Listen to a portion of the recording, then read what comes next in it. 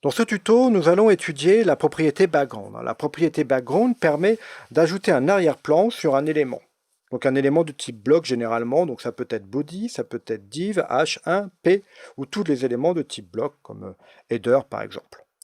Alors voilà, nous allons prendre la place body et puis nous allons tout de suite utiliser donc background, tout simplement background-color.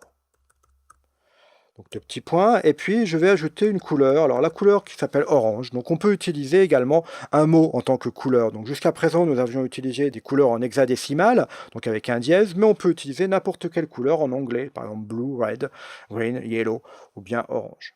J'enregistre et nous regardons ce qui se passe dans notre navigateur. Voilà, l'ensemble est orange.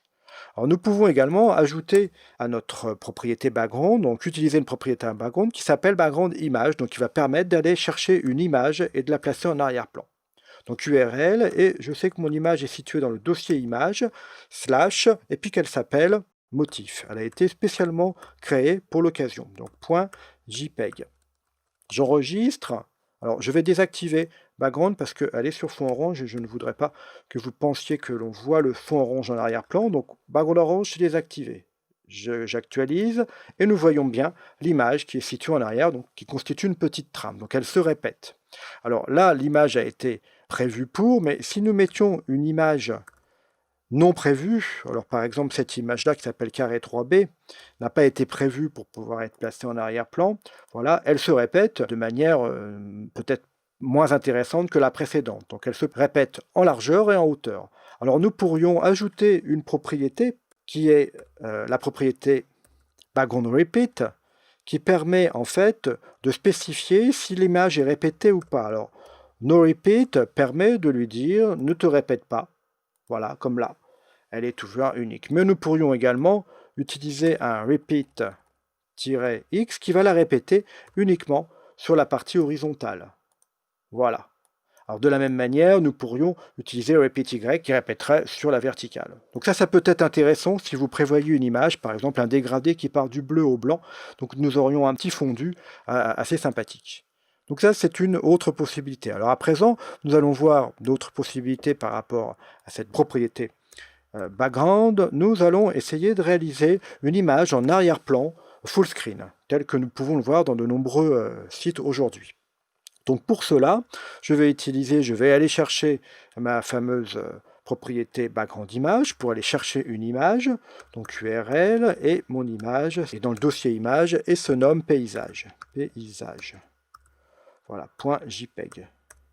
Alors nous allons voir ce que ça donne, voilà. Donc là l'image que j'ai incorporée est très grande et elle n'est vue que partiellement. Donc ce n'est pas l'effet que nous voulons avoir, nous voulons avoir l'image plein pot à l'intérieur d'une fenêtre de navigateur et ce, quelle que soit la taille de la fenêtre de navigateur. Donc c'est un bon début, mais je dois encore un petit peu travailler. Nous allons travailler une propriété qui s'appelle background size. Alors background size permet de gérer la taille de l'image en arrière-plan. Alors par exemple, nous pouvons travailler ça en pourcentage, donc imaginons que l'on souhaite 50%, alors 50% ça signifie 50% de la taille de la fenêtre du navigateur. Donc là nous avons bien 50%. Il y a deux images, donc chaque image représentant 50% de la taille du navigateur. Donc c'est une première possibilité. Cela ne nous convient pas, mais ça peut être utilisé de cette manière. La propriété qui va nous intéresser, c'est la propriété cover, qui va permettre de couvrir l'ensemble de la fenêtre du navigateur. J'enregistre et nous allons regarder. Alors là, voilà, nous avons déjà quelque chose d'assez intéressant, puisque nous avons une propriété cover sur l'ensemble.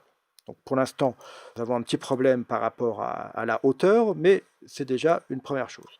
Pour que la propriété cover fonctionne parfaitement, nous devons utiliser une propriété supplémentaire sur les balises body ainsi que HTML. Donc il est rare qu'on utilise la balise HTML, mais dans ce cas, on doit l'utiliser.